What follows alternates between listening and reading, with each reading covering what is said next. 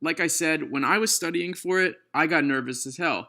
I basically would look at a question that would ask me what type of leukemia I was dealing with and would feel like this crying baby here. But the goal of this video is to ease your fears and teach you a really simple, high-yield method of getting through this. So what I want to do is get started with the difference between a myeloid leukemia and a lymphoid leukemia. Now, it may sound obvious, but let's just touch all our bases here and make sure that we're good.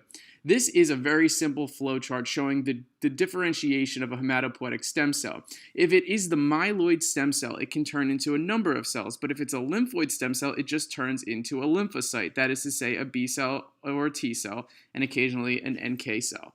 So myeloid stem cell versus lymphoid stem cell, what should you look for on your USMLE or COMLEX? Well, if it is a myeloid leukemia, you're going to see a predominance of neutrophils. If it's a lymphoid leukemia, you're going to see a predominance of lymphocytes. Lymphoid, lymphocytes, myeloid, neutrophils.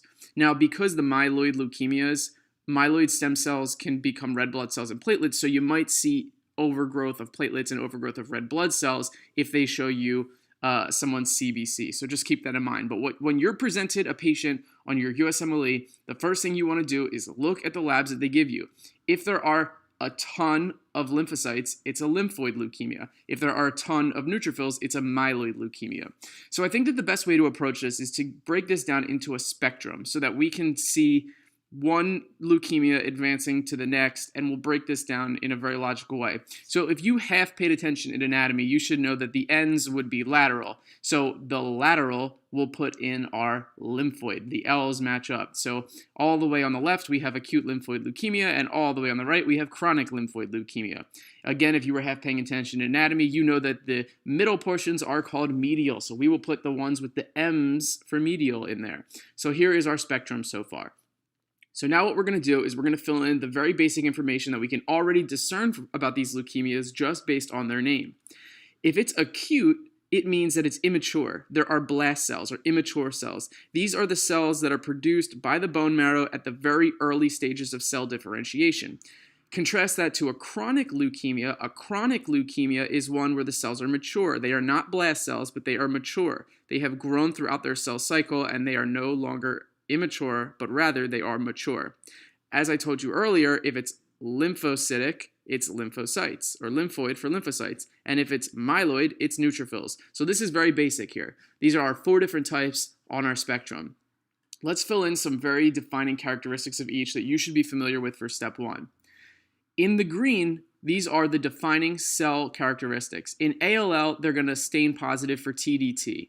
In CML, you're going to have the Philadelphia chromosome. That is a really fancy way of saying that there's a translocation between chromosome 9 and 22. This is really, really high yield. They love dropping Philadelphia chromosome or a translocation of 922 on USMLE or COMLEX, so just commit that to memory.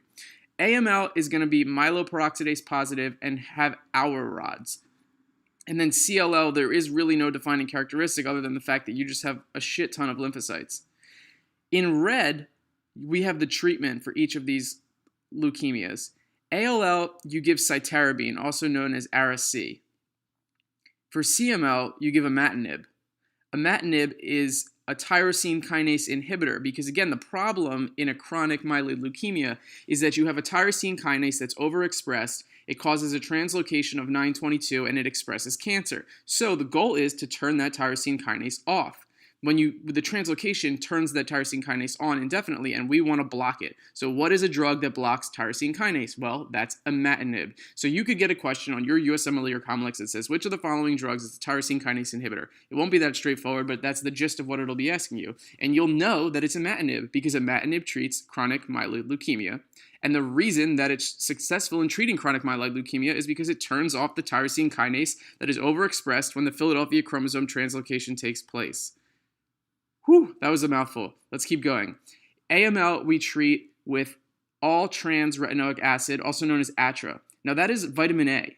You only use this treatment if it's the M3 variant of AML. So AML has a bunch of different subtypes. You don't need to know any of them except for one. There is one that's known as the M3 variant. And all that means is that you treat it with vitamin A. If it's the M3 variant, it's going to stain positive for myeloperoxidase, and you're going to see Auer rods on a smear. I'm going to show you a picture of what that looks like because it's so high yield. For chronic lymphoid leukemia, you do nothing. These are going to be old patients who just have a shit ton of lymphocytes in their blood. They're going to be asymptomatic. You're going to do nothing. The only time you treat CLL is if the patient is symptomatic. But usually these patients present asymptomatic and they're going to die with CLL, so you don't put them through harsh chemotherapy. The other thing that I want to point out, and the whole basis for this spectrum, is the age that people usually get these diseases. If you can remember this spectrum, it will go a long way for you, because starting at the left and working your way to the right, the patients increase in age. So ALL typically affects children around the age of 10. CML, usually, young adults around the age of 40. AML, older adults between the ages of 50 and 70, and then CLL are really, really old people who usually are around the age of 80, and hence they die with it, so you don't treat them.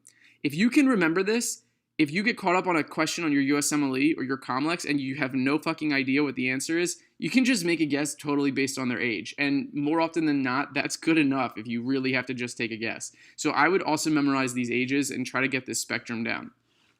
The last thing that I want to show you is the hour rods for AML. This is such a high yield picture. You need to understand this. If you see a patient who's presenting to you with symptoms of leukemia, and then they show you this smear, and they show you this picture, see those things that the arrows are pointing to? Those are hour rods. They're kind of like flat little crystals in the cytoplasm of these cells.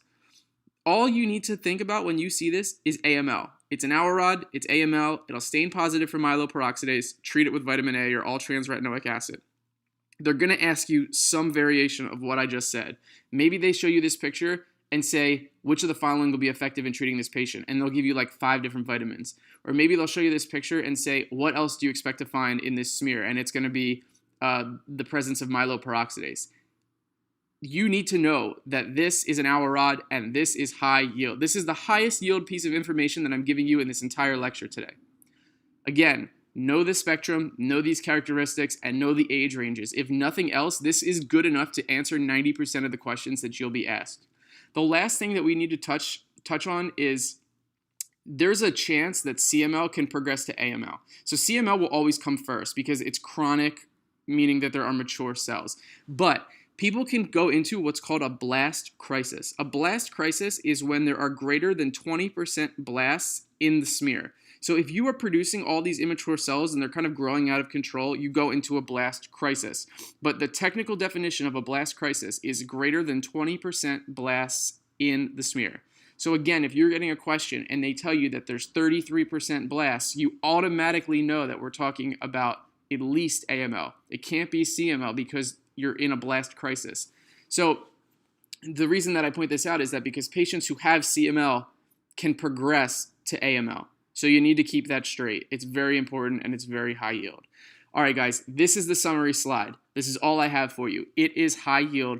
If you know nothing else, know the ages. I promise you the ages will help you guess if you need help, but know the green and the red here. Know the treatments and know the defining characteristics of each. Good luck.